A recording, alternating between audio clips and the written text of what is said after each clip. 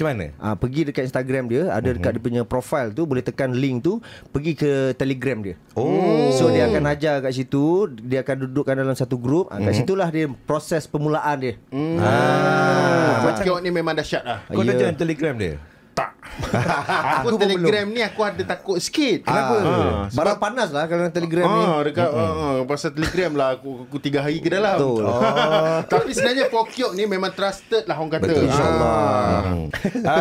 Kepada anda yang belum lagi subscribe, tolonglah subscribe channel Tolonglah. ni. Dan berapa penganut kita? Dah banyak, 1 juta lebih. Alhamdulillah, syukur. Dan jangan lupa dengarkan kami di Spotify. Betul. Okey, baiklah kawan-kawan. Ya, Ji. Minggu ini kita rasa macam seronok sangat.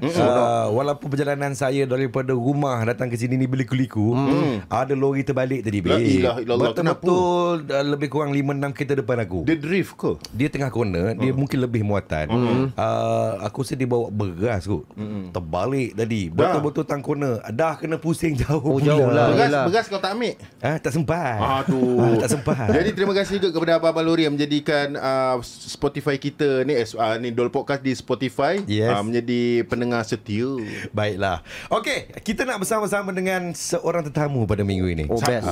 Beliau ni kalau berlakon garang-garang betul. Betul. Kalau watak yang pervert betul. Betul. Kalau Watak- sedih betul. betul. Kalau lucu betul. Nah. Sangat-sangat lucu. Dia ni sebenarnya kita berhajat sangat nak dapatkan dia. Dan memang ada dekat YouTube ke, ramai orang komen cakap kena bawa dia ni. Okey, dia dilahirkan pada 24 Januari 1976. Otai. Okey, dia asal Tanjung Karang tapi katanya dia lahir saja di situ, dia besar di Kuala Kubu Baru.